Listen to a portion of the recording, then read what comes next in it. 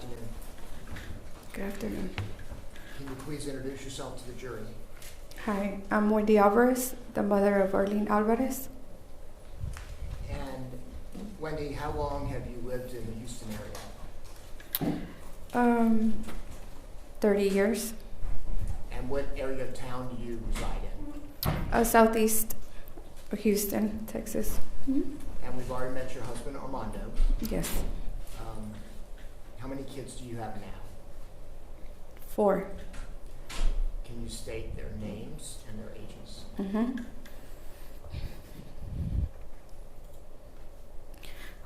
Arlene, she would have been 13. Armando Alvarez Jr., he's 11. Adriel Alvarez, he's 4. And our rainbow baby, Arlette, she just turned 2. So Arlette was born after this incident that the jury is convicted the defendant for? Correct. I want to ask you a little bit about Arlene. Mm-hmm. What type of relationship did y'all have, you and Arlene? Arlene, she was we wanted Arlene, so she was a planned baby. And the relationship, well, before I knew her gender, I already knew I wanted a little girl in her. Because I'm a hairdresser, so I wanted her to be like mommy. My husband wanted a boy so bad, so the case was that we had a little girl, and that's why we named her Arlene, because I feel like Arlene was connected with Armando, the AR, Arlene, Armando, and I gave Armando the initials with Arlene. So Armando's name is Armando Luis Alvarez, so Arlene is Arlene Lynette Alvarez, because I wanted Armando to feel connected to my daughter.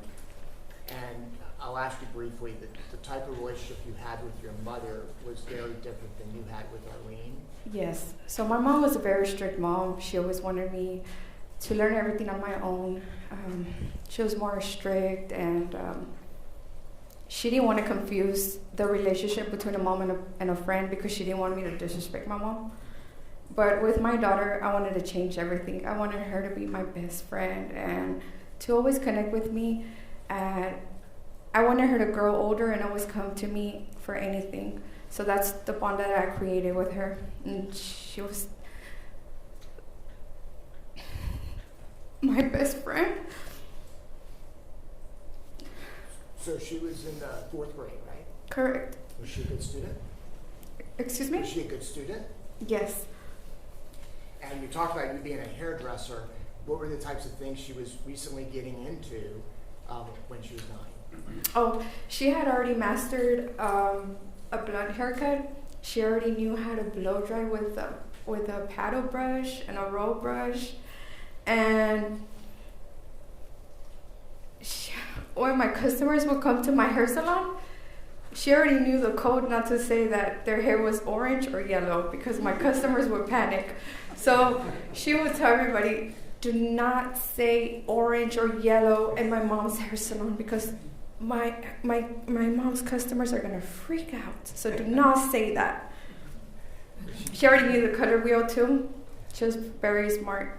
She was into nails, makeup. Yes. So one time she approached to me, she was like, Mom, can you buy me a nail kit? And I'm like, no, because you cannot use the acrylic, Arlene. Those products are too strong. Mom, I got it. I want to do nails, So I ordered her the gel nail kit and everything. That day I had asked my mom if she could take care of Arlene, because I had 4 customers. And I specialize in blonde, like platinum cards and all this stuff. So I was like, I'm going to be really busy, Mom.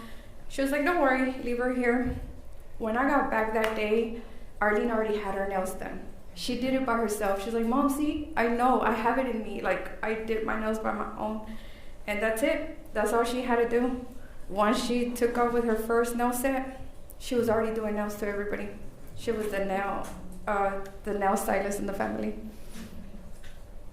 Can you describe her relationship with her brother, who was, I guess, 2 years younger? Mm-hmm. So my babies, I feel like I'm so close to all my babies because I breastfed all my kids. I nurtured my babies, and I always took care of my kids. Wherever I worked, wherever I went, I always carried my kids with me because I thank my mom for making me the woman that I am now, because my mom would only take care of my kids for emergencies, but she taught me that I always have to have my kids around me. I come from a family that they had used auto dealership, so I grew up in my dad's dealership, so that was nothing different for me. So I was like, okay, well, I grew up in my dad's business, my kids grow up in my business as well. And when we had Armando Jr., Arlene was only 2 years old, but whenever Armando Jr. was born, I was like, I'm weaning off my baby from my bed. So they both slept together since Armando Jr. was born. So all Armando knows and knew was the love and the connection with Arlene. So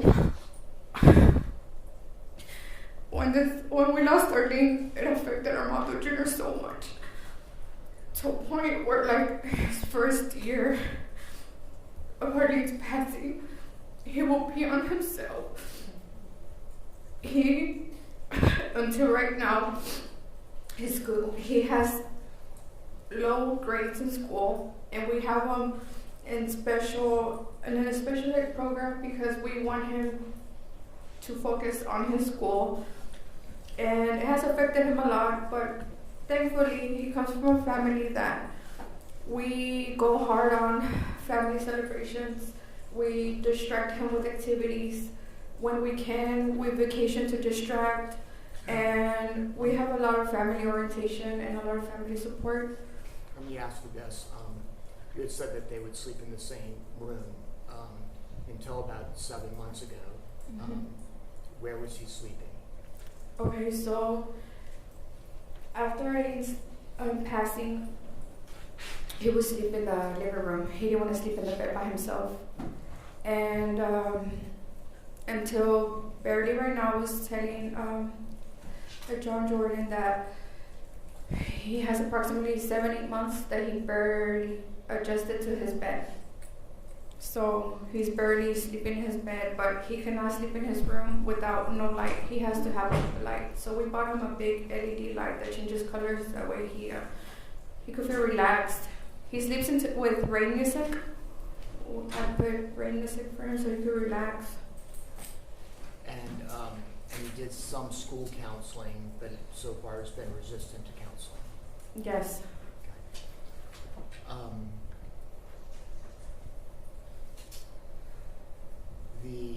I'm allowed to ask you, as Arlene's mother and the mother of your family, how has the loss of Arlene, affected you and your family? Oh, none of us are the same. My husband's not the same. I'm not the same. Armando Jr. is not the same. And we've had trauma. We don't sleep well. We have had arguments between me and Armando because after all of this, we feel guilty as well. We feel guilty for going out for dinner. We feel guilty for trying to pay our bills because Armando and I. Let me ask you. Is, and I'm not going to go through everything, but that night when y'all were going out, you feel somehow guilty for things about what transpired. And so, like, tell us a little bit about that. So that day, I worked. I did hair because us as hairstylists, we get busy during the holidays. So Valentine's, everybody's trying to get all dolled up for their husbands, their boyfriends. So I was busy that day. Armando worked as well. But as soon as I finished, I told Arlene, let's go to Macy's. I want to see if your dad buys me something. Let's go buy him a cologne. So she's like, Mom, you know he ain't gonna buy you nothing. Why are you gonna buy him something? Girl, let's just go. Because I had bought her a breakable chocolate for her and my son. Now, I was sharing that my daughter, I was teaching her how to be strong and not to be dependent on anybody. So what would I do? On Valentine's and any special occasions, I would gift her all my love. You know, like I would make sure that she wasn't looking in the future for another man. I would make sure she wasn't looking for somebody for love. Like, I wanted her to be self-independent. So by the time she grew, she wasn't so easily impressed, you know. I was teaching her that. So for Valentine's, I bought her a breakable heart for her and my son. And we did the whole Macy's thing. That's when she's like, Mom, I don't know why you're doing that. My dad's not going to buy you nothing. That boy stays working. I'm like, well, we'll see. So we went home. Now, my son, Armando, brought his first 100. He said, Mom, I got 100. We're like, oh my God, we're going to celebrate. You know, like. Then, let me stop you there. And then Armando works late. Armando comes in late, right? So then Armando comes in, and then Arlene's like, my mom got you something, would you get her?